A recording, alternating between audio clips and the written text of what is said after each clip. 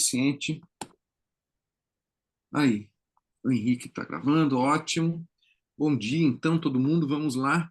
Como eu estava falando, eu preparei sem o PowerPoint, porque, né, afinal de contas, fiz umas anotações e tentei seguir mais ou menos aqui a argumentação do texto.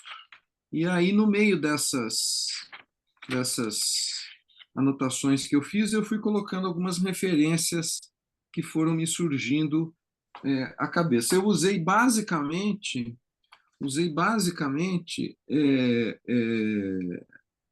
duas fontes, dois comentadores para fontes de literatura, fonte não, né? Dois comentadores na literatura secundária para fazer um pouco a interpretação aqui dessa passagem aqui, desse trecho aqui do Capital, né? O Tom Bottomore, né, que é o Dicionário do Pensamento Marxista, que acho que todo mundo conhece, né, que já tem, faz anos que está traduzido, né, o Bottomore, e esse daqui, que é o Jacques Bidet, que é o Explicação e Reconstrução do Capital. Este livro aqui do Bidet eu achei bem difícil, viu? Achei bem difícil. Mas o Bottomore, ao contrário, acho que vale a pena consultar o Bottomore. Se vocês tiverem aí interesse e tiverem um tempinho, eu acho que vale a pena ler os dois artigos sobre mais-valia que estão lá no Dicionário do Pensamento Marxista do Bottomore. Eu tenho aqui, eu tenho o livro físico, deixei lá na minha sala, lá no, em São José dos Campos, mas o PDF é facinho de achar. Eu tenho aqui o PDF. Será que eu consigo compartilhar aqui a tela? Só para vocês verem a capa. Eu já falei desse livro aqui, mas aí, o Vista está mostrando aí. Aí, essa capa aí. É Tá? ótimo, é É, ótimo. é muito bom. E os dois verbetes sobre mais-valia são muito bons. Eu recomendo que vocês procurem. Então, assim, vale muito a pena. São muito claros, bem didáticos. Assim, ele escreve mesmo para quem está aprendendo a ler o texto. Então, acho que vale a pena. Esse aqui é mais complicado. Eu achei bem difícil. Ele tem lances de alta hermenêutica aqui, né? Mas eu achei bem difícil. Enfim, vamos lá. Então, capítulo 14 do Capital, seção número 5, tá? Seção número 5 do Capital, capítulo 14. Mais-valia absoluta e mais-valia relativa. Esse tema já apareceu, né? Lá, lá atrás, certo? Esse tema já apareceu e o próprio Marx ele fala, já tratamos desse tema, remete ao capítulo 5, né? Justamente, que é o processo de trabalho e o processo de valorização. Só que lá no capítulo 5, e aí o Marx fala aqui, né? Tratamos desse tema em abstrato, certo? Como uma relação genérica, o homem e a natureza, um processo, né, como ele fala, entre o homem e a natureza. Agora vamos tratar aqui do mesmo processo, só que em concreto. Quer dizer, vamos estudar aqui o próprio processo de constituição das formas históricas de produção da mais-valia, né? Isso me parece bastante interessante se a gente recordar, se a gente recordar é, o contexto não, né? Não é contexto, eu diria. Não se trata de contexto. Deixa eu só tomar um. Se a gente recordar a tradição com a qual Marx está dialogando, a tradição filosófica com a qual Marx está dialogando, né? Que é a da constituição justamente da economia, né? Que ele mesmo remete aos fisiocratas, né? Ele mesmo cita, né, os grandes. Esse texto é interessantíssimo porque o Marx é irônico, como sempre, né? E ele, depois que ele expõe a teoria, ele vai fazer umas críticas ao Stuart Mill, né? Ele termina o capítulo dizendo: por isso, por essas grandes almas do nosso tempo, nós podemos entender muito bem o tempo, como é grande o tempo. Quer dizer, grande, né? Quer dizer, pequeno. O Stuart Mill podia ter feito coisas legais em outro, mas nesse ponto aqui, grande alma é uma ova, né? Mas o que eu quero dizer com isso é o seguinte: vamos lá, como é que eu li esse capítulo, né? Ele começa falando assim: vamos tratar agora em concreto, então, do processo de produção de mais-valia, né? E aí, por que é importante isso? Porque ele vai falar o seguinte: se a gente ficar só no abstrato, se a gente ficar só na relação entre o homem e a natureza, a gente não vai conseguir entender o modo específico de produção capitalista, certo? A insuficiência da relação entre indivíduo e natureza, ela se mostra plenamente quando nós estudamos como é que concretamente, como é que concresceu, né? Quer dizer, o concreto é aquilo que cresceu junto.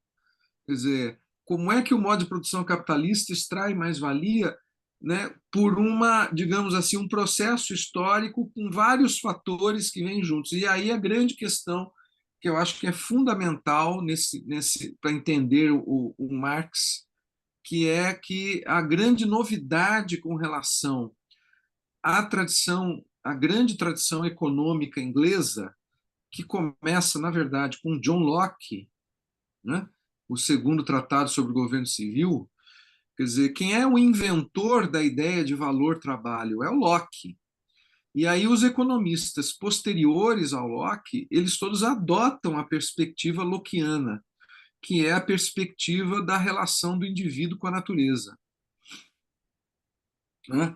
Então, o que é o trabalho para John Locke? O trabalho o Locke faz uma distinção, e essa distinção é mantida na França pelos fisiocratas, ela é mantida muito fortemente pelo Adam Smith, certo? E ela é, digamos, matizada pelo Davi Ricardo. Mas o Ricardo não abandona completamente essa história. A leitura que o Ricardo faz dos fisiocratas permite a ele ver outros fatores na relação, né, no processo de trabalho. Mas ele mantém o ponto central do Locke. O Locke faz uma distinção entre o work e o labor. Isso é importante porque nem todas as traduções do segundo tratado sobre o governo civil no Brasil mantêm essa distinção, que no inglês é idiomática, né? A gente poderia traduzir labor como trabalho e work como obra. Eu acho que essa seria a melhor tradução, mas isso é incrível. Eu acho incrível como os tradutores não, nem todos eles preservam essa distinção. E Por que isso é conceitualmente, importante? qual é a Porque diferença? Conceitualmente, entre labor e work? labor e work. O labor, ele é o esforço muscular, físico, pessoal, empregado na transformação da natureza. E a obra é o resultado da interação entre o homem e a natureza. Certo? Tá. Mas qual que é o esforço e qual que é o resultado? Acabei de falar disso. O Mas eu labor perdi. é o esforço, Tá. certo? E o work é a obra. Então é melhor ao contrário, porque você tinha sugerido work, trabalho, labor, obra. Não, eu não tinha sugerido, eu tinha falado que essa distinção ela não é respeitada pelos tradutores, Tudo tá? bem. Eu quero dizer o seguinte, no Locke é muito claramente definido que a obra ela é propriedade privada de quem exerce o esforço, de quem faz o trabalho, tá? Então, o trabalho é entendido como esforço individual. É interessantíssima essa teoria, porque feita no século XVII, ela é realmente uma questão ali revolucionária, né? Na maneira de entender a relação indivíduo-natureza. Só que a gente tem que lembrar que no século XVII, né, naquele momento, Locke está escrevendo para uma classe de empreendedores que está saindo da Inglaterra e vindo para cá, para o continente americano, para explorar a terra, uma terra onde já existe pessoas, né, existe gente, que são os indígenas, né, os povos autóctones aqui, né? Muito bem. O trabalho para o Locke ele justifica a expropriação da terra. E aí é muito louco, porque o cara defende que a propriedade privada da terra é de quem agrega a essa terra um valor. Da onde vem esse valor? Do esforço, do labor. Então, o ser humano, o indivíduo, né? O indivíduo, no Locke é o indivíduo, ele tem uma propriedade, em primeiro lugar, em si mesmo, sobre o seu próprio corpo, sobre a sua própria pessoa. É o surgimento dos direitos humanos aí, né? Então, o primeiro ponto é esse. Por trabalhar a terra e empregar o seu próprio esforço na produção de uma obra que ninguém mais poderia produzir a não ser ele mesmo, porque o trabalho depende do seu próprio corpo, esse indivíduo que trabalha, ele tem direito ao resultado do seu trabalho, e ninguém mais. E aí vem toda a teoria lá do estado de natureza, dos direitos, a transferência de direitos, a não ser que ele aliene esse direito para um outro, né, e tal. Enfim, e aí não vou entrar aqui nesse ponto, porque daí vira uma história da filosofia, eu acho que não é isso que interessa, né? Mas esse ponto ele é mantido pelo Adam Smith, ele é mantido mais ou menos mantido pelo Ricardo e os fisiocratas, enfim, né? É, e aí tem uma questão, né? Aí tem uma questão, que é a seguinte, né? O que, que o Marx vai dizer? Ora, se você está nesse modelo, né? Se você está digamos, usar uma palavra meio ruim, mas enfim, se você está dentro desse paradigma, né? Existe aí uma continuidade entre o trabalho braçal, o trabalho manual e o trabalho intelectual, porque o cérebro está ali, né, tá ligado ao corpo pelo pescoço. Então, o próprio trabalhador comanda o seu trabalho, certo? Agora, da maneira como o modo de produção capitalista se constitui historicamente, da maneira como ele se torna concreto, ele se torna uma realidade, quem é o cérebro e quem é o corpo no modo de produção capitalista, né?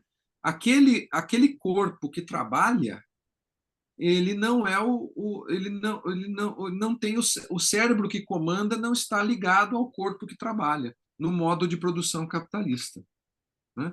Então, a grande inovação da leitura marxiana, né, vamos falar assim, né, é essa, quer dizer, o trabalho ele não é mais uma relação entre o indivíduo e a natureza. O trabalho é uma relação social. O trabalho é uma relação social. E o que essa relação social institui é uma separação entre o trabalho intelectual e o trabalho manual, o trabalho braçal. né? E César, isso me lembrou... Oi? desculpa, é que o Vicent tinha levantado a mão, não sei Ele se... tinha levantado a mão, depois ele abaixou. É que eu queria terminar esse ponto, Termina aí, mas agora, termina se aí. você quiser falar, é uma Tá boa bom. hora. Ah, agora? Não, é só que eu ia falar o seguinte, que se você acha que é possível simplificar e esquematizar a relação labor-work, pensando o labor como o trabalhar e pensar o work como o trabalhador. E nisso a gente já veria uma relação de tempo, porque eu acho que toda a dificuldade de pensar a economia é pensar o tempo, porque a economia é processo. E esse esquema do Locke é interessante, porque o trabalhar, só que é simplista, porque o trabalhar é como se o trabalhar fosse o antes e o work fosse o depois. E eu queria saber, o Marx, por exemplo, tem uma compreensão do que é o processo, inclusive do ponto de vista temporal, muito mais sofisticada, até porque ele coloca não o elemento do indivíduo natureza, mas o elemento do homem-homem por meio de relação de força e conhecimento. Então, eu queria só saber se você concorda com isso, porque eu tenho um pouco esse esquema na minha cabeça e não sei se ele é simplista. Labor é o antes, work é o depois. Eu vou dizer para você que eu acho que é possível entender assim, mas no Locke, isso é uma interpretação do Locke, não é uma coisa que o texto permite de maneira muito clara, certo? Não é uma questão que está, digamos assim, que é evidente no Locke. Inclusive porque não tem no Locke esse entendimento do processo histórico, né? Quer dizer, é um pensador do século XVII que ainda está preso na ideia de uma ideia de natureza ali e tal. O que é importante no Locke? Eu acho que o Adam Smith introduz essa dimensão temporal por causa justamente da tentativa de aplicar o método indutivo ali no entendimento das relações de trabalho, né? Agora, isso só vai ficar explícito no Davi Ricardo, né? Os fisiocratas têm uma ideia de tempo, de temporalidade, que é o conjunto das relações produtivas no período de um ano, certo? Então, quer dizer, a fisiocracia ela se inspira no Locke porque a ideia de que isso é uma coisa que o Marx vai falar aqui no capítulo. É importante, foi bom você ter perguntado, porque isso vai aparecer aqui nesse capítulo, que é o seguinte: o Locke fala o seguinte, o trabalho no Locke é uma categoria, o labor, ele é uma categoria ativa, ele agrega valor, o esforço humano é que dá valor para a natureza largada a si própria, ela não dá nada, não tem valor em si, certo? Esse é um problema, né? Hoje em dia, absolutamente, essa ideologia está vivíssima, mas a gente está combatendo essa ideologia hoje, né? A natureza tem um valor em si, né? Estamos vendo aí a resposta, né, do planeta às nossas intervenções. E aí, espera só um pouquinho, se eu só terminar, isso daí já te passo a palavra. Então, o exemplo que o Locke dá é o seguinte: até o mais rico, ele diz assim, né, para justificar a expropriação da terra no continente americano, até o mais poderoso rei ou imperador dos indígenas na América é mais pobre do que um camponês na Europa, porque o camponês ele com o seu trabalho ele agrega valor à terra, ele planta trigo, ele cultiva a terra, ele sei lá, né? E o indígena na América vive na pradaria, vive no campo largado. Então aquela terra lá não produz nada, então não tem valor nenhum, certo? Então a obra, o que é? A obra para ele é o trigo, é o produto desse trabalho. Então é implícito que existe aí um esforço prévio para transformar a natureza em alguma coisa que tenha valor agregado. O que agrega valor? É o esforço, é o trabalho. O Adam Smith introduz a dimensão da temporalidade na produção, os fisiocratas introduzem essa dimensão temporal, vão se expandir esse problema aí do Locke para todo o conjunto da produção que um país produz durante um ano. Por que um ano? Porque é a sucessão das estações. É o tempo que demora para plantar, para colher, para vender, para esperar o inverno, para voltar a plantar, para voltar a colher, entendeu? E aí, no caso, né, esse valor é uma crença dos fisiocratas que o Adam Smith e o Ricardo contestam, é que só o setor, como Locke pensava, né, os fisiocratas pensam como Locke, só o setor primário da economia produz valor, certo? Só a agricultura, só a pecuária, só o setor primário produz valor. O Locke, claro, mercantilista, extrativista, certo? Todo esse contexto aí. Depois, o Adam Smith e o Ricardo falaram, não é só o setor primário que produz valor. O industrial também, o terciário também produz. Não tem valor na troca, no comércio. O comércio pode trocar valor e tal, mas a indústria também produz. Certo? A questão é como esse valor é produzido, e que é o que o Marx, enfim, né? A gente está fazendo essa leitura aqui para ver justamente o que o Marx, né? Quer dizer, a mais-valia, como é que esse valor é produzido. Esse capítulo aqui é essa discussão agora dentro da concretude, ou seja, dentro do processo que constitui o modo de produção capitalista.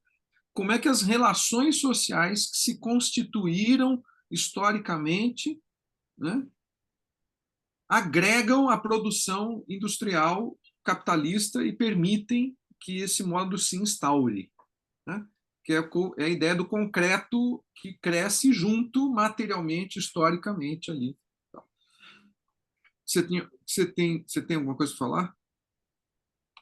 Não, não, eu só ia dizer que, se não me engano, no capítulo 3 do Capital, o Marx coloca a questão do valor intrínseco da natureza.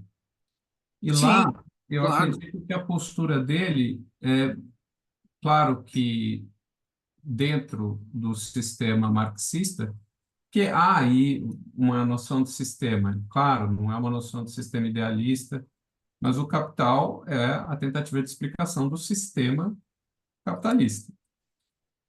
E lá também a natureza só tem valor como mercado na medida em que ela em que há trabalho humano é, para aproveitá-la. Então, o ouro debaixo da terra não é valor até que alguém trabalhe para a retirada desse ouro. Então, eu não acho que o Marx discrepe muito dessa ideia é, lockeana. Ele apenas mostra que o que é trabalho é algo muito mais complexo do que o Locke diz. E o que eu acho que vou falar uma coisa en passant, que não tem a ver exatamente com o Marx, mas que você pontuou. O que se mostra hoje, na minha opinião, humilde opinião, esse ponto marxista permanece verdadeiro, que no fundo é de origem lockeana. Em termos de mercado, a natureza não existe como valor até que haja interesse de mercado e, portanto, trabalho sobre ela. O que eu acho que o problema do limite externo do capital apresenta hoje para nós é justamente que valor não é só valor mercantil. Existem valores que estão acima do mercantil e da reificação capitalista. Por exemplo, o valor da natureza, que, como tal, não tem um limite para aproveitamento mercadológico. É só isso que eu queria colocar. Não, é isso, estou de acordo.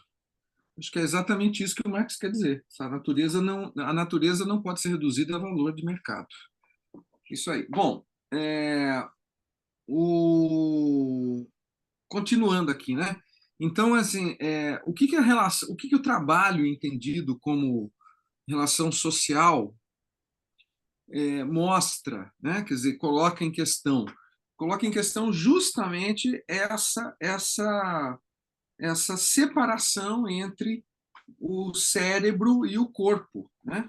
No Locke, no plano do indivíduo, se a gente entende o trabalho como uma relação entre o indivíduo e a natureza, então é o indivíduo que trabalha, ele tem o produto, ele é dono do que ele faz com aquele produto.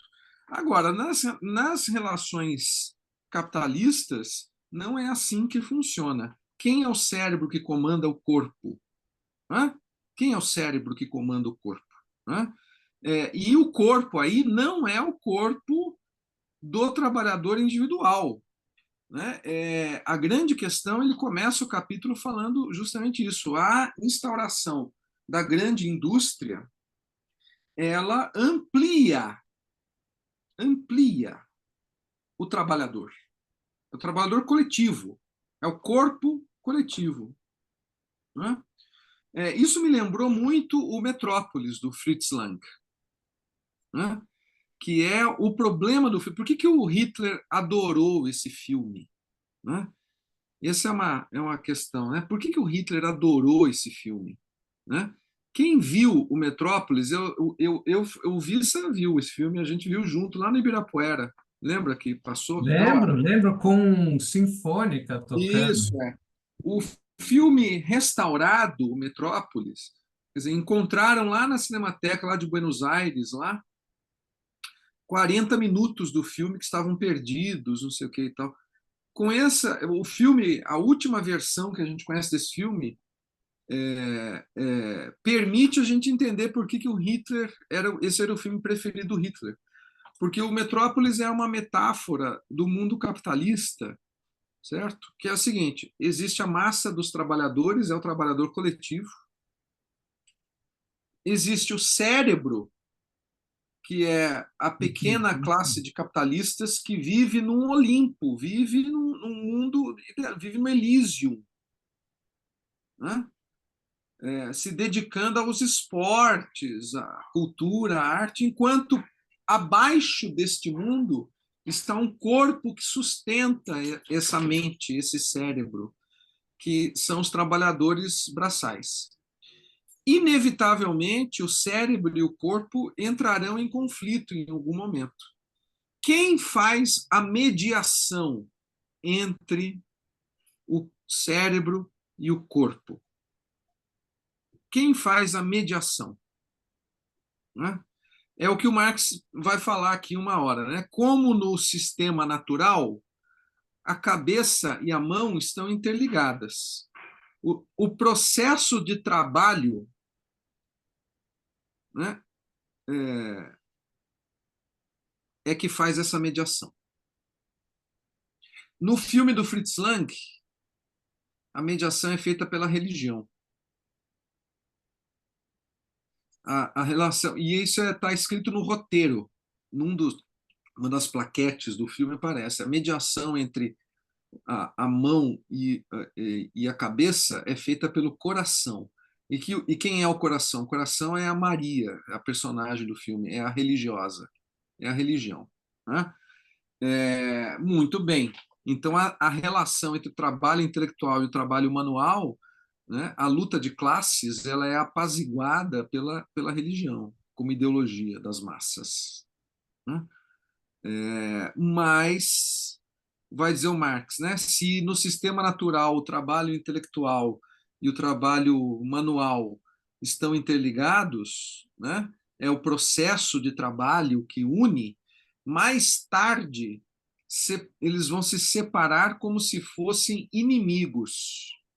Com o desenvolvimento do modo capitalista, com a instauração da indústria, né, progressivamente, como a gente viu, né, a cooperação, né, as corporações medievais, depois a manufatura, depois, né, quer dizer, não quero ser muito etapista aqui, né, mas se a gente lembrar dos capítulos que a gente leu até aqui, a leitura, eu acho que leva a isso, né? Quer dizer, das corporações medievais até a grande indústria, o que acontece é um processo histórico de separação cada vez mais rigorosa entre o trabalho intelectual e o trabalho braçal. Porque nas corporações medievais, a gente tem que lembrar, os indivíduos estão juntos trabalhando, certo? E todos exercem mais ou menos as mesmas funções, troca, aprende junto e tal. Agora, quando você tem a produção, quando começa a produção a ser direcionada para a produção da mais-valia, para a reprodução do capital, essa separação ela começa essa cisão ela começa a ser cada vez maior, né? Então, a ponto de que com o sistema da grande indústria, o trabalho intelectual, o trabalho braçal opõem-se como inimigos, nas palavras do Marx. Isso tudo está já na primeira página desse capítulo aqui, né? Então, o produto social, né, ele se dá porque o trabalho é uma relação social, né? Se você pegar esse esquema do Locke, né, o work, ele não é mais o fruto de um labor individual, ele é um fruto de uma relação social, né? Então, o indivíduo ele se torna, na verdade, um órgão do corpo do trabalhador coletivo. E é isso que ele entende como ampliação do conceito de trabalho produtivo e de trabalhador produtivo, né? Certo? Fala, Vissa. Não, só queria acrescentar rapidamente, porque você falou do Metrópolis, você sabe disso muito mais do que eu. A mulher do Fritz Lang virou uma nazista, uma entusiasta do nazismo e participante do regime, e o Fritz Lang, ao contrário, fugiu da Alemanha e foi fazer cinema na Europa e nos Estados Unidos. Só para lembrar isso, esse filme é fantástico, achei super legal a sua menção. Era só essa nota histórica. Quem tiver interessado em cinema pode ler. Depois que você... Gente, tem um minuto. Eu tô com um encanador aqui em casa e a minha cachorra está tentando... Tá mordendo o cara. Vai lá, vai lá. Ela tá tentando morder ele. Deixa eu resgatar aqui o encanador. Ela está Bom, atrapalhando o labor. se vocês têm paciência para filme de Verdade. cabeça, eu recomendo um filme romeno do MUBI chamado Não Espere Muito do Fim do Mundo. Só para fechar a nota Fritz Lang aí, o Fritz Lang ele se separou, né, ele fugiu da Alemanha nazista. Para quem está interessado, pode ler a entrevista dele ao Peter Bogdanovich, que é aquele crítico de cinema dos Estados Unidos, que depois virou diretor, tentou fazer 2 ou 3 filmes. Peter Bogdanovich, ele tem um livro de entrevistas com vários diretores. Tem Hitchcock, Billy Wilder, tal. Um monte de gente lá. A melhor é a do Fritz Lang. Ele fala, o Fritz, é interessantíssimo porque ele fala assim, a senhora Thea von Harbour. Ele se refere à ex-mulher assim, com uma distância assim, não perde a classe em momento algum, mas se refere a uma distância, não, a senhora, porque a senhora von Harbour, né? E daí, se você vê o filme sob essa ótica marxista, quer dizer, que você entende, quer dizer, a Thea von Harbour já era uma nazista naquela época, certo? Porque é ela que escreve o roteiro do filme, é ela que coloca a religião como mediadora da luta de classes, né? O Fritz Lang queria fazer um filme tecnicamente inovador, e fez. Então, a esperança do Fritz Lang não está na mediação da religião, está na possibilidade de você politizar a estética, como diz o Walter Benjamin. Os efeitos especiais da época e tal. Então, enfim, vamos lá. Mas a entrevista é sensacional, viu? A entrevista do Fritz Lang para o Peter Bogdanovich é maravilhosa, é de, assim, sorver com deleite. Bom, então vamos lá. Pensando na economia clássica aqui, né? Assim, o Adam Smith, o Ricardo, o Stuart Mill, o próprio John Locke, quer dizer, e isso é um ponto que o Locke inventa, né? Quer dizer, e que o Mill, o Ricardo, o Smith, eles desenvolvem. Se o trabalhador é dono do produto do seu trabalho, da onde que vem a exploração? Dirão Adam Smith, Ricardo, Stuart Mill, outros, que a mais-valia, nos termos do Marx, né, é o resultado de uma troca injusta. É o resultado de uma troca injusta. Né? Isso lá no Locke está implícito lá no Locke, não tá ainda explícito, mas está implícito. A ideia de contrato. Se eu trabalho, o produto do meu trabalho, eu quero trocar com você pelo produto do seu trabalho. Então vamos acertar aqui um contrato e trocamos. O Hobbes vai dizer que esse contrato é por natureza justo. Se as partes estabeleceram, é justo. Certo? Agora, com a questão da indústria, da manufatura, tem a questão da troca do trabalho pelo salário. Então, os pensadores mais modernos, pensadores do século XVIII, mesmo o Ricardo e o Stuart Mill, vão falar que a troca ela pode ser injusta quando os trabalhadores são forçados a vender o seu trabalho por um salário que tem um valor mais baixo do que o trabalho vale. E aí surge o excedente. Então, o capitalista ele se apropria de um excedente que é resultado de uma troca injusta. Quer dizer, ele paga um salário pelo trabalho do trabalhador, só que o trabalho vale mais. Então, o que sobra, o capitalista se apropria. Né? E é justamente essa que é a questão do Marx, né? Como a gente está vendo. O trabalhador não troca o seu trabalho, troca a sua força de trabalho. Certo? Troca a sua força de trabalho. E aí, qual que é a novidade do Marx aqui? E aí vai ficar claro nesse capítulo aqui, né? Ele vai falar o seguinte: a grande questão para a gente entender que não se trata de uma troca injusta nesses termos em que colocam o Ricardo e o Stuart Mill é que a força de trabalho pode ser vendida sem injustiça e a mais-valia ainda assim surgir no processo de produção. Por quê? Não entendi. Não, calma, eu não expliquei ainda. Vamos chegar lá. Por quê? Porque a gente tem que pensar qual é a relação entre o trabalho necessário para produzir a subsistência do trabalhador e o trabalho excedente. Quer dizer, quanto tempo o trabalhador trabalha para produzir aquilo que ele vai receber em troca do seu esforço, da sua força de trabalho, né? E quanto tempo ele vai trabalhar para produzir o que o capitalista vai se apropriar, aquilo de que o capitalista vai se apropriar, certo?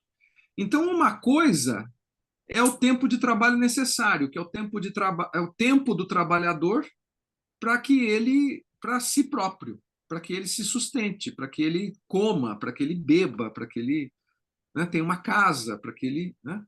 Outra coisa é o trabalho excedente, que é o tempo que o trabalhador produz para o capitalista. A história da produção capitalista pode ser entendida como essa oposição. É a luta entre a tentativa das classes dominantes de fazer o trabalhador trabalhar cada vez menos para si e cada vez mais para a reprodução do capital, e a luta do trabalhador de trabalhar cada vez mais apenas para si, ou trabalhar menos e ter mais tempo disponível para si, e menos tempo para a produção do capital. E aí o Marx vai falar o seguinte: o conceito de trabalho, de trabalhador produtivo, ele se amplia com a constituição da grande indústria, certo? Mas o conceito de trabalho produtivo, ele se estreita ao mesmo tempo. Então, quanto mais gente trabalhando, quanto mais uma classe proletária de trabalho, né? Ele não fala proletário aqui, né? Ele fala trabalhador coletivo, né? Mais o conceito de trabalho produtivo se estreita. Por quê? Porque agora não se trata mais de produzir mercadorias específicas. O produto não é algo tangível.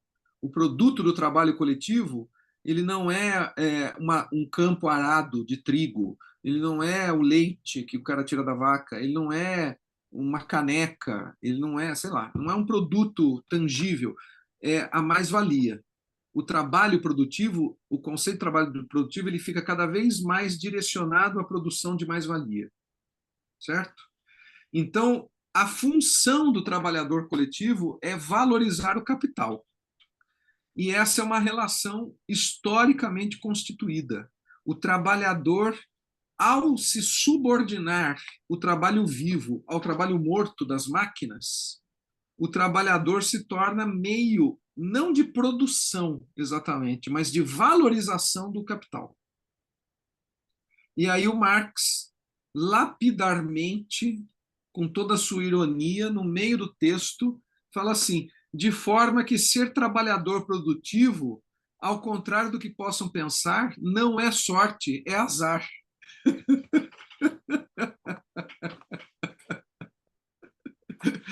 Lembram da... Não sei se todo mundo aqui tem a mesma idade que eu e o Vissa, né? Que já somos bem avançadinho. Aliás, amanhã é aniversário do Vissa, né? Amanhã é aniversário do Vissa. Bom lembrar disso. É. Já tá meio avançadinho o Vissa. É. Uma com Mas a gente... feldo, a segunda costuma falhar. Só, então, é isso aí.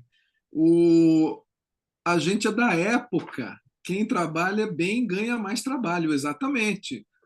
Mas eu e o Vice, a gente é da época, quando a gente era criança, tinha aquela propaganda da ditadura militar do funcionário operário padrão. Lembram? Pô, Operário padrão. lembro, tinha propaganda oficial direto. Nossa, era o dia inteiro no rádio, na televisão, operário. Yasmin, você que é millennial, então você já deve ter ouvido falar de um filme que é O Homem que Virou Suco. Filmaço. Esse é um filmaço. O cara é exatamente uma crítica a essa ideia de operário padrão da ditadura militar, que é isso que o Marx está falando aqui. Ser trabalhador produtivo não é uma sorte, é um azar, porque o cara vai estar trabalhando para valorizar um capital do qual ele não vai se apossar. Não é mais aquele modelo. O Adam Smith e o Ricardo, eles, apesar de tentarem compreender a produção coletivizada, o Adam Smith ainda, né, as primeiras fábricas na Inglaterra, né, a empresa capitalista de produção agrícola nas Américas, né, esqueçam, não entenderam, certo? E isso vai, assim, essa é toda a tradição do pensamento econômico, desde o John Locke, passando pelos fisiocratas, David Hume, Rousseau, Adam Smith, Ricardo, tal. Então, toda a filosofia moderna, na verdade. Então, quando dizem que o Marx... Isso é uma coisa que me veio à cabeça também, né? Esse filme, O Operário Padrão, na hora eu lembrei disso, do Homem que Virou Suco. E também lembro de uma coisa muito interessante, que é a seguinte: sempre se diz que o Marx representa uma ruptura com toda a história da filosofia, não sei o que estava. Então, aí eu acho que mais ou menos. Eu acho que é mais ou menos, não é bem assim, eu acho. Acho que é uma ruptura marxiana. Na verdade, a ruptura do Marx é com a filosofia moderna que o precede imediatamente. É com a tradição que se constitui na filosofia moderna de entender o ser humano, o homem, né? Assim, o homem, o próprio Marx fala isso, o homem isolado, o indivíduo como um grande senhor sobre as suas próprias ações e sobre a natureza, né? E aí o próprio Marx fala, né? Quer dizer, se a gente ficar nesse modelo, o homem isolado, né, é aquilo que ele fala na introdução e no prefácio, lá no mesmo vai ser o prefácio, a introdução da crítica da economia política. Isso aí é Robinson Crusoe, né, gente? Isso aí é as Robinsonadas, né? Mas a gente tem que entender os meios de apropriação coletiva da terra e dos meios de produção, né? Fala, Vissa. Não, eu só queria dizer que o seu comentário é muito importante, muito preciso, e tentar acrescentar que o Marx era um profundo conhecedor de toda a tradição filosófica, talvez um pouco menos da medieval, mas ele conhecia profundamente os antigos e os modernos. E ele nunca deixou de ser um herdeiro de Hegel. É claro. Hegel é quem faz a mais forte crítica ao justnaturalismo dos modernos, É o Hegel. que pensava a fundação da sociedade segundo a noção de indivíduo, em larga medida espelhando a ideologia dos novos estados nacionais. Hegel é aquele que mostra que a essa alternativa do justnaturalismo contratualista, que pensa a política do ponto de vista do indivíduo, deve se contrapor à perspectiva da totalidade do movimento e, portanto, da fundação da sociedade pelo seu próprio fato. Qual é a inovação de Marx, me parece, em relação a Hegel? É que ele historiciza mais radicalmente o fato social. Nesse sentido, ele vai além de Hegel. Na minha opinião, Marx é, portanto, um grande filósofo na medida em que ele buscou fazer de trabalho histórico, político, econômico, a crítica da filosofia no que a filosofia tem de filosofia política e antropológica. Isso poderia ir longe, mas eu só queria fazer essa complementação, Cassiano, porque eu acho muito importante o que você colocou. Fez bem, exatamente isso, né? O Marx é um grande herdeiro, não só do Hegel, né? Também do Aristóteles também, né? Isso é que eu ia falar, do Aristóteles e do Platão da República, e talvez até mais do Platão da República, A porque a crítica do... sociedade na República é fundada ali no livro 2 pela divisão do trabalho. Em Aristóteles também, só que Aristóteles imita o modelo naturalista. Ele pensa que a primeira unidade é a família, a segunda é o clã, a terceira é a cidade, né? E a divisão do trabalho se dá inicialmente entre os membros da família. Platão já pensa de uma maneira, no fundo, mais profunda que Aristóteles, justamente porque ele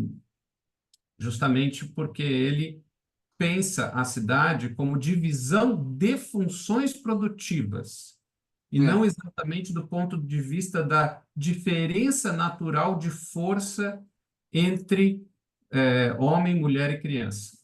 Mas só para dizer que agora eu estou lendo mais a Política do Aristóteles e a República do Platão, e o pouco que eu leio de Marx, apesar de pouco, me faz dizer com absoluta certeza que ele tinha de cor esses livros antigos na cabeça.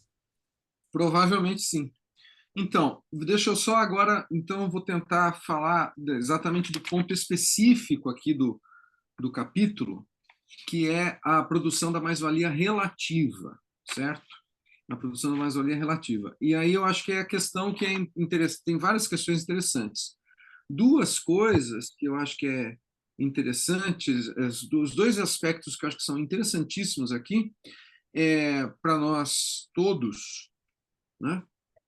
É, em primeiro lugar, a relação com a técnica. Eu vou falar daqui a pouco, certo? E, em segundo lugar, é que a maneira como o Marx estabelece a relação do trabalho necessário para a subsistência do trabalhador e o mais trabalho, que é o trabalho excedente, que é o trabalho que produz mais valia, que é o trabalho do qual o capitalista o produto desse trabalho o capitalista se apropria, ela é uma relação que pode ser objetivamente matematizada. E aí é por isso que o Marx, pelo que eu entendi, é por isso que o Marx entra para a história da economia. Porque ele pegou uma relação que nos outros autores era vaga, né, que é a relação essa que o Vista falou entre o tempo e a produção, o trabalho, né, e ele conseguiu objetivar essa relação suficientemente para que seja possível você trabalhar com ela de maneira objetiva, né? Ela é passível de um tratamento matemático. Embora isso não seja exatamente o que o Marx está mais interessado. Eu acho que daí é que é a grande questão da leitura marxista, de várias leituras marxistas no século XX, né? O Piero Safra, por exemplo, tentativa de matematizar o Marx, acho que vem daí. Mas o mais importante para o Marx não é exatamente isso. Isso é um cálculo que pode ser feito, ele nos ajuda, mas o mais importante é entender a natureza da relação social histórica, né? No caso do Marx aqui. Fala, Henrique. Cassiano, uma dúvida. Lá nos primeiros capítulos, o Marx ele fala que ele ainda não está falando sobre dinheiro, ele está falando sobre valor, né? Várias vezes ele insiste nisso. E agora, um pouco antes, você tinha falado daquela ideia do Locke de que se eu troco o meu labor por um produto, essa troca é justa, porque não tem dinheiro intermediando. Não, não, não. Não?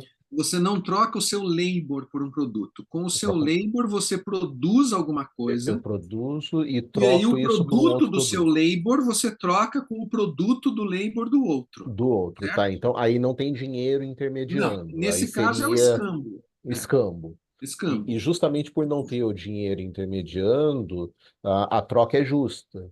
Agora, quando o dinheiro aparece, eu posso ter esse produto valendo X e esse produto valendo 2x. Exato. E isso não necessariamente está associado a mais tempo de Não esforço. necessariamente. Quem vai decidir isso é cada um que É produz. cada um. Cada E um. é justamente a inserção, então, do dinheiro aí nesse processo, ou seja, quando há uma classificação, quando há uma matematização do tempo, dependendo do tipo de produto que está sendo feito, é que criaria, então, a injustiça.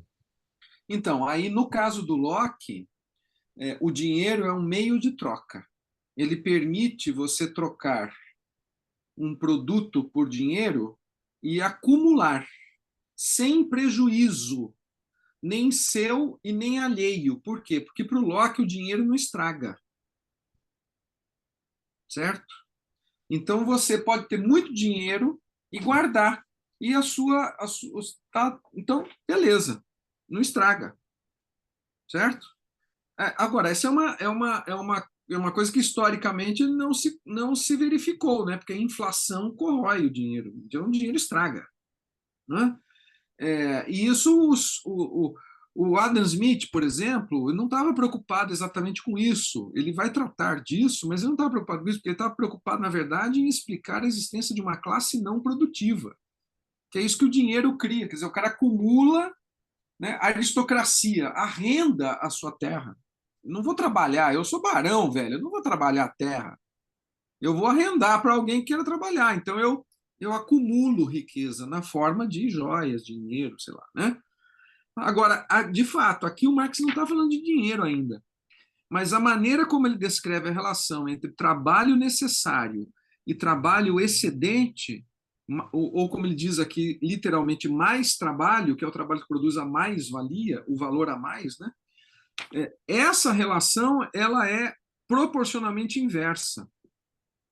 Porque, veja, uma coisa que o Tom Bottomore fala lá no Dicionário do Pensamento Marxista. Você tem duas maneiras de obter a mais-valia relativa. Então, vamos lá. Qual que é a diferença entre a mais-valia absoluta e a mais-valia relativa? A mais-valia absoluta é produzida da seguinte maneira: o trabalhador trabalha mais tempo do que o necessário para reproduzir o valor da sua própria força de trabalho. Certo? Então, com a tecnologia inserida na produção, aquilo que demorava um mês para um trabalhador individual produzir, esse mesmo trabalhador individual, junto com outros trabalhadores individuais, junto com outros indivíduos, com as máquinas, produzem em 10 minutos. Só que a jornada de trabalho tem 16 horas. Não é? Então, quer dizer, 15 horas e 50 minutos ele está trabalhando, trabalho a mais, é trabalho excedente, certo? Então, a extensão da jornada de trabalho, ela tem a função de aumentar a taxa da mais-valia absoluta, certo? Muito bem. E a mais-valia relativa? A mais-valia relativa, ela é produzida a partir da mais-valia absoluta. Você divide o tempo de trabalho em trabalho necessário e mais trabalho. E aí você vê que a proporção ela é inversa. O trabalho necessário, ele paga o salário. E o trabalho a mais, o capitalista, eu fico aqui comigo aqui. Certo? Muito bem. Então, qual que é o objetivo do capitalista? Diminuir o trabalho necessário. Quanto menos o trabalhador trabalhar para pagar a sua própria força de trabalho, melhor para mim. Então, você tem duas maneiras de fazer isso. Diminuir os valores de uso consumidos pelo trabalhador. Pobreza. Certo? Quanto custa um sabonete? Se um sabonete custar 1 libra, é caro. Se custar 2 shillings, aí... Agora, como é que você vai fazer isso? Você tem que diminuir o tempo de trabalho necessário socialmente para produzir a mesma quantidade, o mesmo quantum de valores de uso. E aí Quanto mais tempo a maquinaria. sociedade gasta para produzir cueca, meia, sabonete? Então, assim, se você vive numa sociedade que gasta muito tempo, não é um trabalhador, uma fábrica, é a sociedade. Quanto tempo a sociedade despende para produzir as mercadorias, os valores de uso que o trabalhador consome? Quanto menos tempo a sociedade demorar para produzir sabonete, cueca e meia, melhor. Porque aí o trabalhador vai trabalhar muito mais para produzir o quê? Capital. Vai empregar outras, entendeu? Esse é o raciocínio do Marx. E aí Cassiano, ele vai dizer o seguinte: o tempo de trabalho para produzir mercadoria que o trabalhador consome, valor de uso que o trabalhador consome, ele tem as mesmas limitações que a mais-valia absoluta. Quer dizer, quanto mais você trabalha para mim, capitalista, e menos para você, trabalhador, tem uma limitação natural aí. Tem os limites físicos, não só do trabalhador, como das máquinas, tem a própria resistência dos trabalhadores a trabalhar indefinidamente, certo? Então, torna-se um interesse do capitalismo não, né? Da classe dominante, dos donos dos meios de produção, né? Apoiar certas pautas que são consideradas progressistas, como, por exemplo, Stuart Mill, no século XIX, defendendo com argumento utilitarista a diminuição da jornada de trabalho para 10 horas. Não é? Por quê? Porque daí você tem menos limitações à produção da mais-valia. E é isso que faz o Marx afirmar também que o modo de produção capitalista é o mais dinâmico da história. e que a capacidade de transformação que tem o modo de produção capitalista, as condições materiais da sua própria reprodução, que é transformar sem parar os seus próprios meios técnicos e métodos produtivos. Então, a inovação tecnológica ela tem uma função absolutamente crucial para a perpetuação do modo capitalista de produção, porque sem técnica, sem tecnologia, sem você se apropriar do conhecimento científico e direcionar esse conhecimento para a transformação dos meios e dos métodos de produção, você não consegue produzir mais-valia relativa. Quer dizer, você não consegue fazer com que aquela proporção inversa entre trabalho necessário e trabalho excedente permaneça cada vez mais diagonal, digamos assim, né? Então, é muito mais fácil você produzir bens de consumo que o trabalhador vai produzir, aumentando a eficiência da produção por meio da inovação tecnológica. Em vez de você fazer o cara trabalhar 18 horas por dia, pô, deixa ele trabalhar 4, 5 horas por dia, como na França, a jornada de trabalho é 6 horas por dia. Tudo bem. A tecnologia resolve o problema para nós. Sobra muito mais tempo para a gente produzir outras coisas que dão muito mais valor agregado, muito mais lucro, do que ficar produzindo sabonete, cueca. É isso, é o que a gente terminou no último encontro falando disso. Não que o Marx seja contra, eu acho que daí é importante a gente também ter a noção de que essa sessão vem depois do que ele falou já sobre cooperação, manufatura, maquinaria. Não que o Marx seja contra a ciência, não é essa a questão. Não existe possibilidade de aumentar a contradição no capitalismo sem a apropriação da ciência e da tecnologia. É um dever, é uma tarefa da classe trabalhadora não deixar que a inovação tecnológica funcione para produzir mais-valia. Né? Então, com a grande... Espera um pouquinho, visto que eu vou terminar esse raciocínio, senão a gente não chega nunca no ponto que eu acho que é importante aqui, que eu já abro aqui a palavra para você. Mas a produção da mais... veja, e aí a questão é a seguinte, a produção da mais-valia relativa, ela contribui para a produção da mais-valia absoluta. Né? E esse é o ponto difícil no texto e que os comentadores, pelo que eu entendi, se debatem ninguém tem muita... Não existe uma interpretação, digamos, canônica dessa relação aí, é uma dificuldade do texto, né? Do próprio Marx, talvez. Né? A produção da mais-valia relativa, ela vai dizer o Marx aqui na página 138, a produção da mais-valia absoluta gira em torno apenas da duração da jornada de trabalho ou da intensificação da jornada de trabalho. Quanto mais o trabalhador trabalha, mais ele produz. Agora, a produção da mais-valia relativa, ela revoluciona os processos técnicos do trabalho e os próprios agrupamentos, os próprios grupos sociais, as próprias classes. Né? Então, a produção da mais-valia relativa, ela subordina realmente o trabalho vivo ao trabalho morto. Certo? Então, investir em ciência e tecnologia para as classes dominantes é muito melhor do que extenuar a força de trabalho em sistemas de grandes plantations. Então, por isso que isso também é muito interessante, porque daí o Marx vai falar o seguinte, e aí cria-se novas formas sociais de relação, que ele vai dizer o seguinte, relação parasitária. Por exemplo, o comércio, o setor secundário da economia, ele passa a ser também um modo de extração de mais-valia.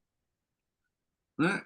E aí eu lembrei, ele fala o seguinte, a relação parasitária, quer dizer, você força o produtor, o trabalhador a produzir para que isso seja trocado. A distribuição passa a ser, né, aquele esquema de produção, consumo, né, circulação, distribuição, a distribuição ela passa a ser fundamental nesse processo. Eu me lembrei, quando eu me deparei com esse com esse ponto do texto, né, eu me lembrei de um outro filme, que é um filme que eu acho que eu já comentei aqui, que é um filme filmado na Macedônia.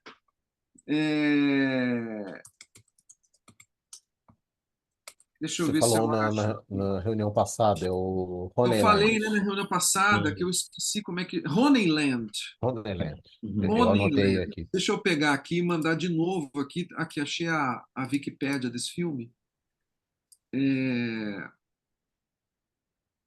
Que é o seguinte: é a história de uma mulher camponesa que colhe mel selvagem das últimas abelhas europeias, né, lá no norte da Grécia, sul da Romênia, uma região ali bem incrustada ali, digamos, subdesenvolvida Balcânica. ali nos padrões europeus, É né? uma A região Macedônia, muito balcânica.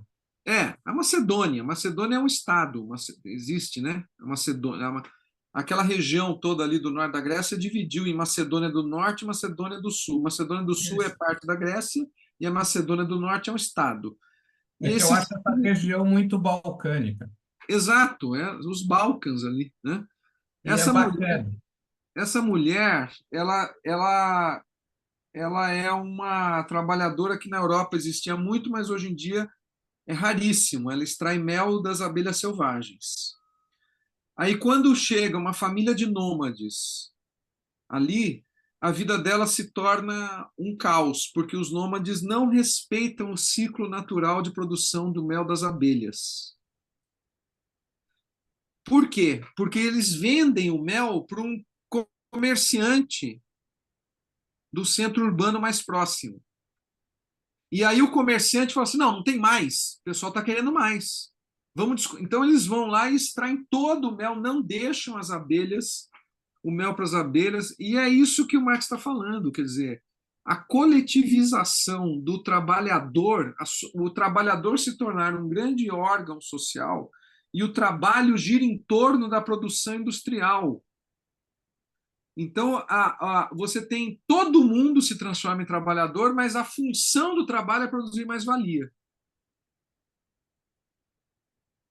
Então, até o comércio se transforma, né, a relação comercial ela se transforma em relação parasitária.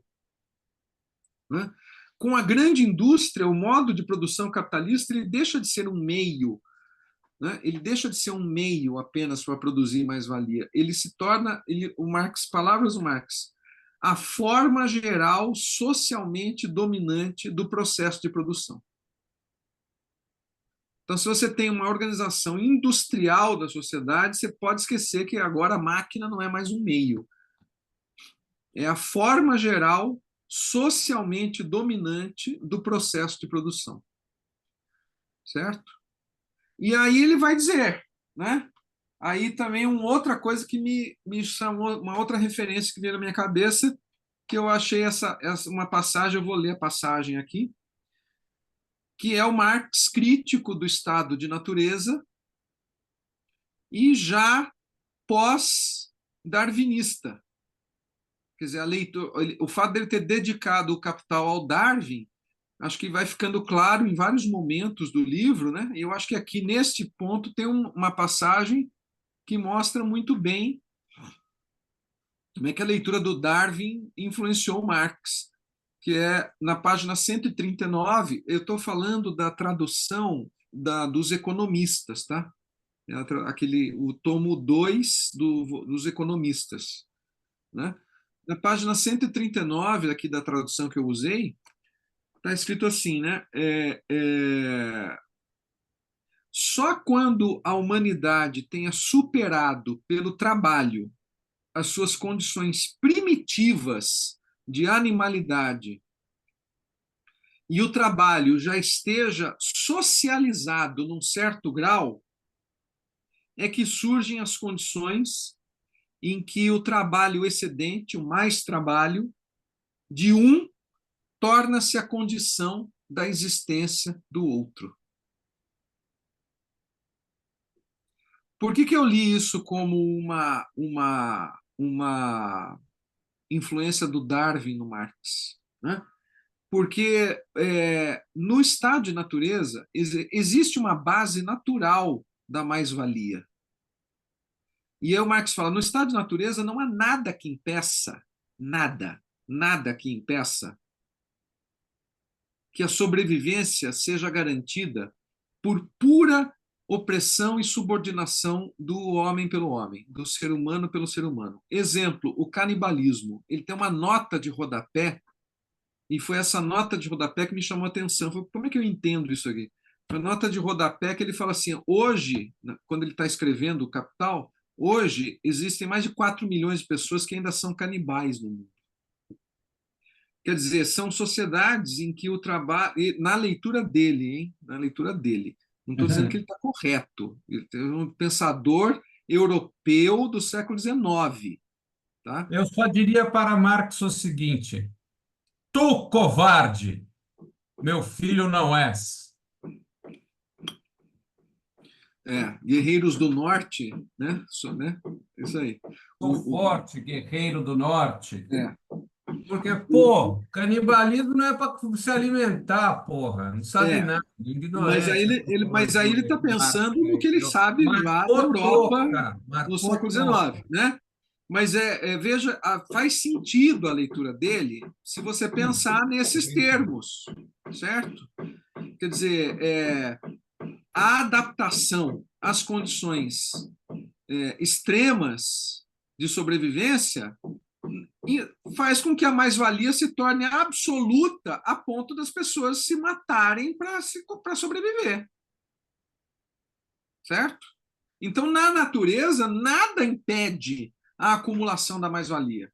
Não, só E aí é um ponto razão de pro Marx. ruptura dele. Espera um pouquinho, Vista, só para terminar o raciocínio. É um ponto de ruptura do Marx com a tradição da economia inglesa, porque lá no Locke, e esse é um ponto que o Adam Smith e o Adam Smith principalmente, né? O Ricardo eu não sei dizer, porque eu não li o Ricardo nessa profundidade, nessa chave. Mas o Locke e o Adam Smith eu li melhor. O Locke fala o seguinte, existe duas limitações morais à acumulação indefinida de riqueza. Ele vai dizer o seguinte, ninguém tem o direito de acumular a ponto de privar outras pessoas da mesma oportunidade, da mesma qualidade que você encontrou na natureza, certo? E ninguém tem o direito de acumular e deixar estragar. Por quê? Porque a função do trabalho é agregar valor. Então, se você acumula e deixa estragar, você é contraditório essa questão, certo? E você tem tanto direito quanto qualquer outro de estar lá, digamos, a ideia lockeana, né? Você está lá na América, andando numa pradaria, você, né? Essa imagem do faroeste, né? O indivíduo e a natureza, né? O cara lá. Aí você encontra você vê um cervo lá, um alce, você vai matar esse alce, mas um índio matou primeiro que você. De quem é a carne daquele alce? É do cara que matou, não é seu. Você não pode lá se apropriar do outro. Mas se você vai, toma uma extensão de terra e não deixa ninguém mais tomar conta, você está contradizendo o direito natural de cada um de se apropriar do que encontrar na natureza para, certo? O Adam Smith mantém isso, que são duas limitações de natureza moral à acumulação. Aí que vem a teoria do dinheiro. O dinheiro é um meio de troca que não estraga, então você não precisa acumular e deixar estragar. Troque por dinheiro. Né? E o que o Marx está falando aqui é justamente assim, bom, para que isso aconteça, é preciso que a sociedade se organize, que as pessoas se organizem numa forma social que permita que as condições do trabalho socialmente dividido afastem o ser humano das condições de sobrevivência da animalidade e das condições primitivas do trabalho. Aí, Vissa está correto, a leitura do Vissa, esse é o Platão, falando pela boca do Marx. O político só surge num ponto em que as necessidades naturais já estão resolvidas. Enquanto houver necessidades particulares de sobrevivência, é impossível a constituição de uma sociedade, de uma comunidade política. Isso está lá no livro 2 da República, do Platão. E aí eu vou terminar aqui, e ele termina com aquele ponto que eu falei, que é o da matematização, quer dizer, é uma relação objetiva. A relação entre o trabalho necessário e o trabalho excedente, ela é uma relação que é função da quantidade de gente disponível para trabalhar e sustentar o corpo social, toda a sociedade. Então, quanto mais tempo de trabalho, menos recursos. E quanto menos tempo de trabalho, mais recursos. Quanto menos gente efetivamente trabalhando, mais gente fazendo outras coisas. Por exemplo, o exemplo que ele dá é o Egito Antigo. Você tem muita gente trabalhando, então você tem pouquíssima gente fazendo outras coisas. Certo? O que o modo capitalista de produção, o que a ciência e a tecnologia permitem? Permitem que você tenha menos gente trabalhando e mais gente se dedicando a outras coisas. Agora, o modo capitalista de produção, ele impede que essa relação se efetive, se concretize. E aí é o Marx, aí é uma outra referência que me surgiu, e nesse ponto do texto, é logo antes dele fazer a crítica ao Stuart Mill e tal, aparece uma ideia que eu acho que é o Marx, daí é o Marx que não rompe com o pensamento moderno, mas é o Marx herdeiro do que ele pega aquilo que ele acha que é o mais interessante do pensamento moderno, que é a ideia lá a história da indústria, ela pode ser vista como a história da tentativa humana de fazer recuar a barreira natural que determina quanto de trabalho social é necessário para a sobrevivência. É o velho sonho iluminista de se libertar das limitações naturais. Aí é o Francis Bacon, né? O controle da natureza, né? O Marx relaciona a história da indústria com o controle da natureza. Vamos deixar assim uns minutinhos para discussão, porque esse é o ponto final mesmo do que eu tinha preparado aqui. É isso aí. Gente, eu não vou abrir a câmera porque eu estou num estado meio lamentável aqui. Fica tranquila, estamos todos. Obrigada pela exposição, Cassiano. Desculpa aí ter cortado, interrompido assim, mas é porque eu fiquei Imagina, com horário, já é 10 meio-dia. já é quase meio-dia mesmo, tá certíssimo. Também começou mais tarde, né? Começou 10h30. É. Enfim, uma coisa que eu estou pensando já desde a discussão do capítulo anterior e que me veio de novo agora com a sua exposição sobre essa questão da função da tecnologia na produção de mais-valia relativa, é que aí tem toda uma questão assim, não só no próprio Marx, mas no marxismo como um todo, sobre qual que é o lugar da técnica, né?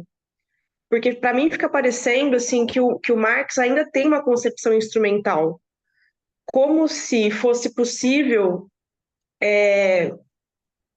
fazer um outro tipo de uso da técnica que não esse voltado para a produção de mais-valia.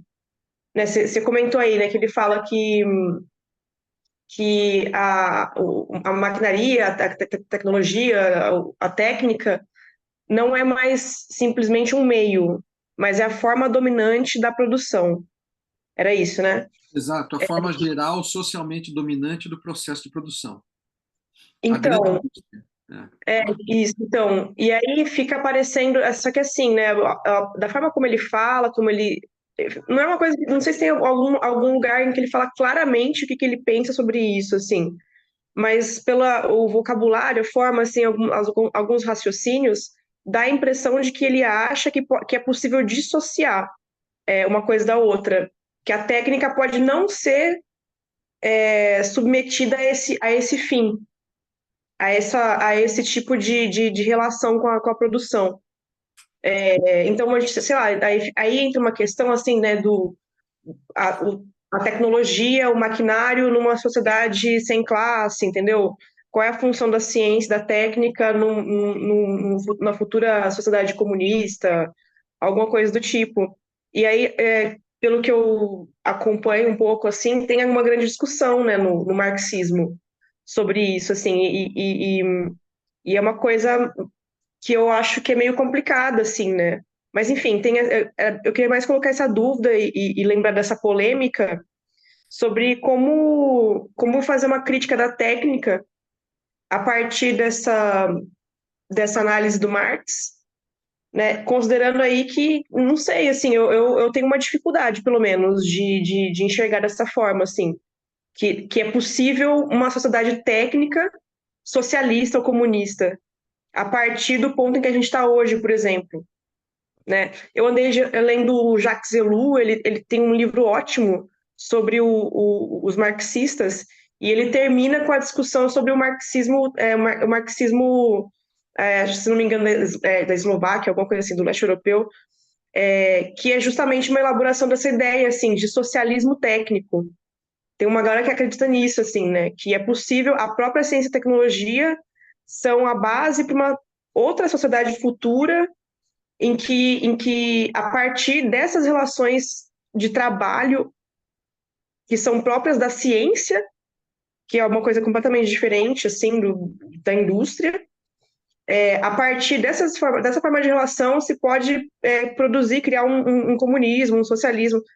Só que aí é isso, né? Eu tendo a achar que é muito complicado, assim, se a gente levar em conta, pensar dessa forma, a partir da base material que a gente tem hoje, o que a técnica é nesse momento, como que daqui para frente você poderia construir alguma coisa desse tipo, né? Tipo uma sociedade técnica não capitalista, né? Enfim, não sei se ficou muito claro, assim, mas é só uma grande dúvida, assim, que eu tenho em relação a isso. Entendi. Olha, Yasmin, o que eu posso dizer para você, tendo lido esse texto aqui, lido esses caras que eu citei, até tinha separado aqui, deixa eu ver se vale a pena. É...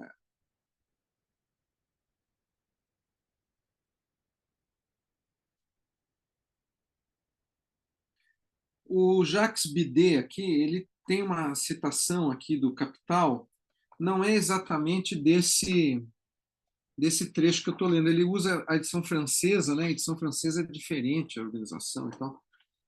Mas ele fala, ele cita o Marx falando na possibilidade de os trabalhadores, né, da classe trabalhadora, abreviar, por um processo revolucionário, abreviar o tempo de trabalho necessário para a reprodução social. Abreviar o tempo de trabalho necessário para a sociedade em geral e para cada um dos seus membros, certo? E essa é aquela contradição que eu falei, né? Quer dizer, a classe trabalhadora está sempre tentando, assim como o capitalista, né? O trabalhador está sempre tentando abreviar o tempo que ele trabalha, certo? Para poder se dedicar a outras coisas, não trabalhar. Fazer o que quiser dormir o dia inteiro, né? Enfim, né? Agora, o problema é que o trabalho que se torna socialmente desnecessário, o trabalho que se torna socialmente excedente, que é esse que produz a mais-valia, ele produz mais-valia justamente porque ele é apropriado pelo capitalista. O tempo social é apropriado pelo capitalista, né? Então, o Bidet fala isso aqui na página 134 do livro, né? é um processo revolucionário pelo qual os trabalhadores se reapropriariam desse tempo excedente, agora disponível, quer dizer, num processo revolucionário, se tornaria disponível para a formação artística, científica, etc., o que os tornaria mais poderosos, mais produtivos e mais capazes de usufruir das coisas. Então, eu acho que no Marx tem, sim, essa ideia de que é possível você se apropriar do conhecimento e trabalhar para que esse conhecimento sustente a sociedade em função de uma vida mais criativa. Se no estágio atual isto é impossível, então eu particularmente acho que é uma tarefa tornar isso possível. Eu não sei, mas eu tenho algumas restrições aos marxistas franceses que eu li, alguns deles. Eu não conheço o livro do Jacques Ellul, né? Mas existe um debate marxista que eu há muito tempo atrás tomei conhecimento. Existe uma série de historiadores aí do economista, a escola da regulação francesa, né? O modo de produção, existe um modo de regulação, né, do capital e tal. Isso é uma discussão bastante técnica, tal. Faz tempo que eu li. Benjamin Corriat, o próprio Rancière, quando ainda ele e o Balibar escreveram lá, né? Enfim, né? Tem aí uma questão aí da herança do Althusser também. Enfim, eu não me lembro exatamente das referências exatas, porque realmente faz muito tempo que eu li isso. Mas essa ideia de que o capitalismo é incontornável. Chegou no momento que a gente tem que reduzir danos e enxugar o gelo um pouco, e não há uma alternativa por causa do determinismo tecnológico, né? Chegou um ponto que não dá para controlar, e não dá para controlar a técnica. Então, esse modo de falar, como se a técnica fosse uma entidade viva, isso me incomoda profundamente. Acho isso equivocado. Pela leitura que eu estou fazendo agora do Marx, uma coisa que eu enfatizei na semana passada, não é a técnica que é incontrolável, é a apropriação privada do tempo de trabalho excedente. Porque, veja, eu acho que a grande questão é aqui a seguinte: para o Davi Ricardo, a mais-valia era um fator inerente ao trabalho humano, certo? Agora, para o Marx, a mais-valia ela é uma função da exploração do trabalho humano. O capitalista, ele explora o trabalho como o especulador imobiliário explora os espaços geográficos livres na natureza de uma cidade.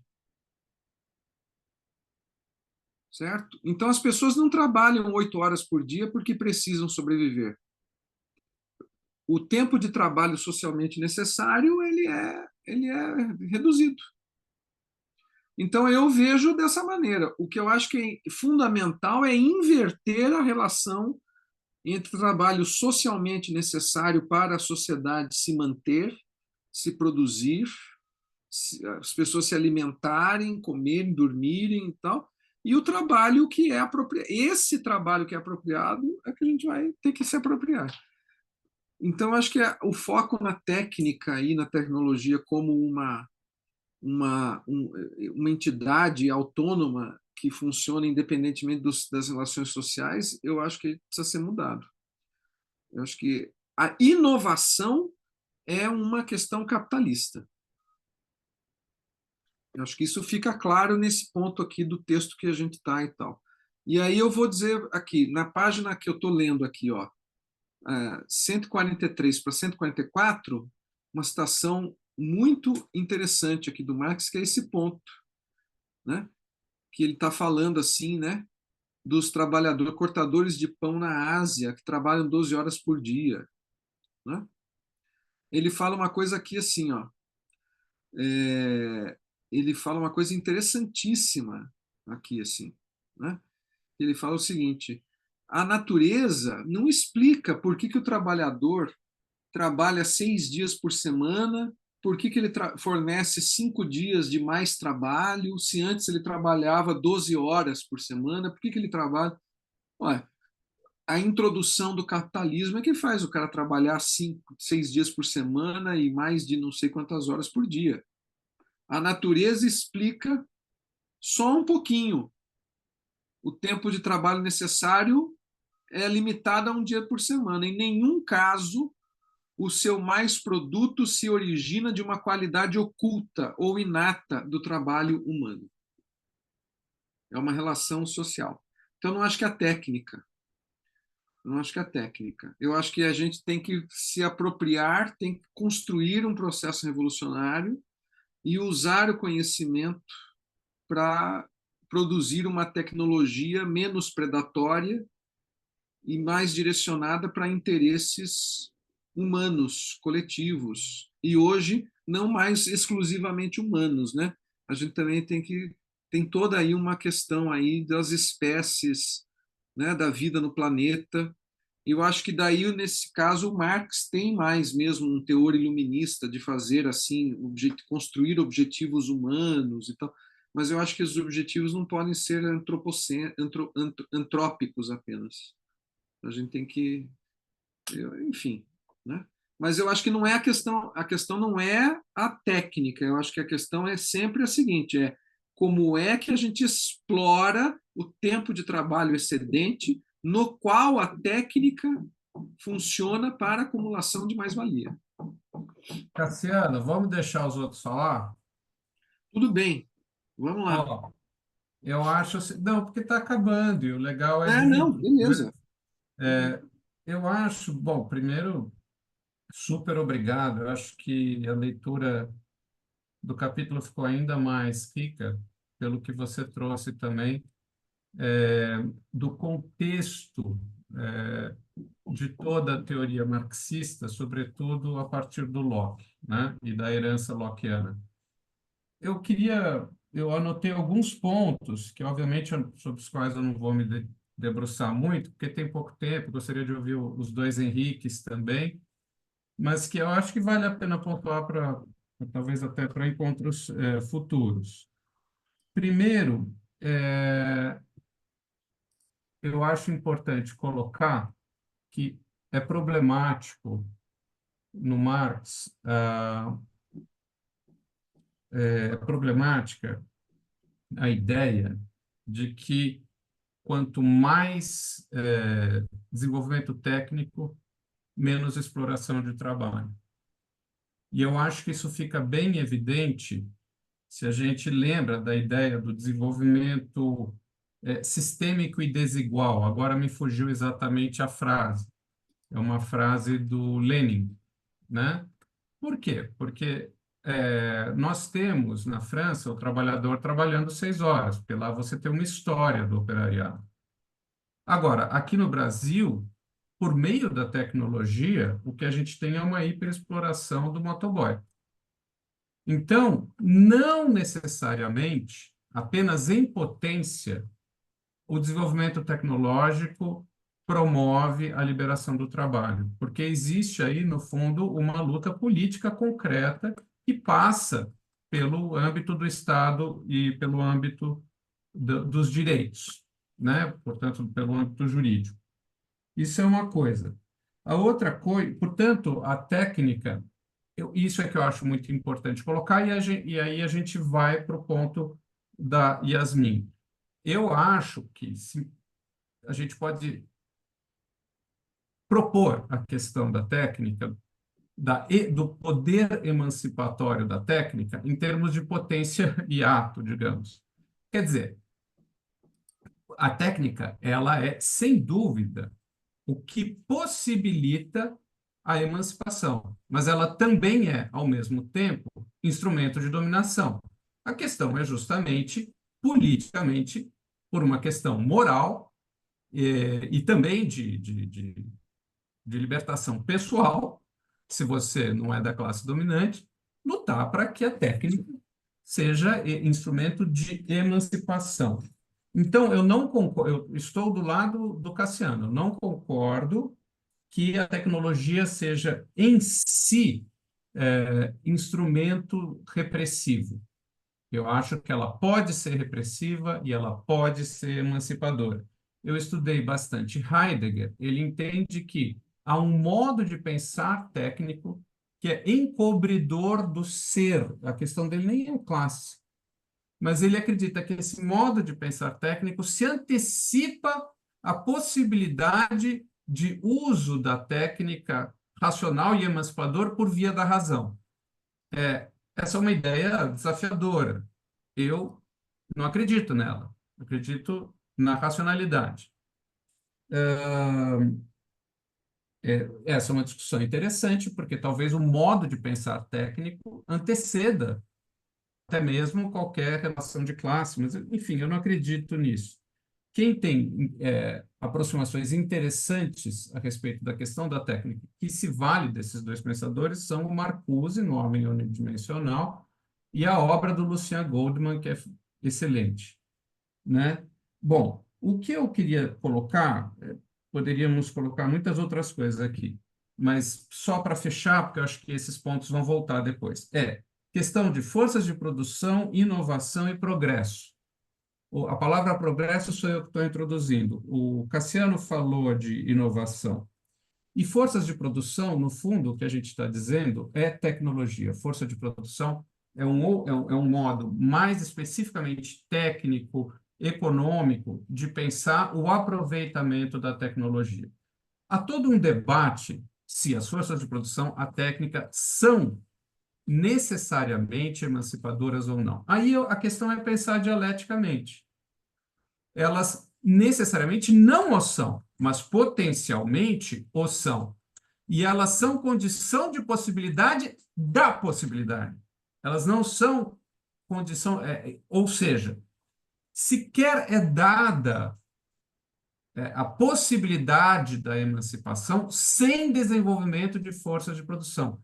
Mas, dado esse desenvolvimento, não necessariamente a emancipação acontecerá. Por quê? Porque a questão é dialética, não é mecanicista. Não é uma consequência natural do desenvolvimento técnico a emancipação do homem. É uma potência. E eu acho que isso é muito claro no Marx, e é engraçado como tentam transformá-lo num pensador mecanicista quando ele é um pensador dialético, né? Eu acho muito importante e muito difícil pensar também a questão do progresso, porque porque a técnica é um conceito que precisa ser mais bem matizado, e isso a gente vai fazer ao longo aqui das nossas reuniões. Ela não é necessariamente conhecimento. Ela não é necessariamente ciência. Ela é conhecimento e ciência aplicados para a produção. Progresso, o que é progresso? Progresso é capacidade de produção e acúmulo material? Não necessariamente. Então, conhecimento, ciência, técnica e progresso precisam sempre ser pensados de um ponto de vista que não é refém de uma ideologia produtivista e de progresso ao infinito do capitalismo, e também de uma maneira não mecanicista, mas dialética. Sempre o que está em jogo é autoconsciência, conceito hegeliano, e, no fundo, os marcos do pensamento marxista são marcos do iluminismo, né? Bom, eu falei muito e queria escutar também aí os Henrique, se eles quiserem falar.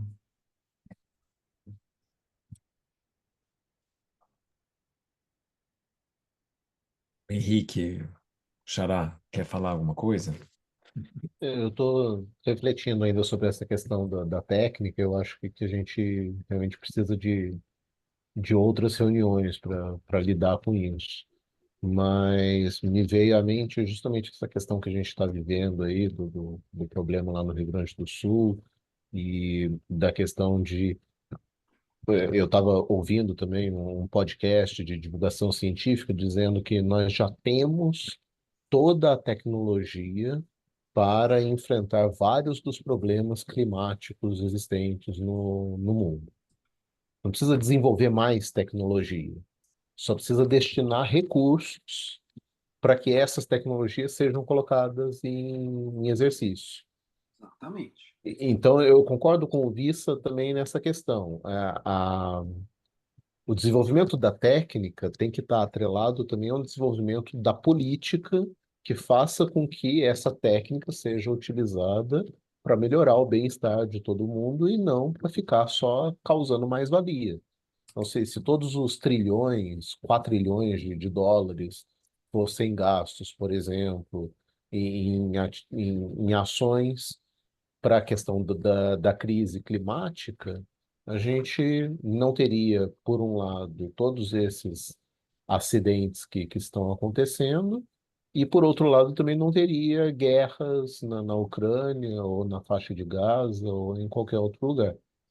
É uma questão mesmo de manter a técnica e alterar a política. Caso contrário, não vai funcionar. Assim, ter mais técnica não é o suficiente. Hum.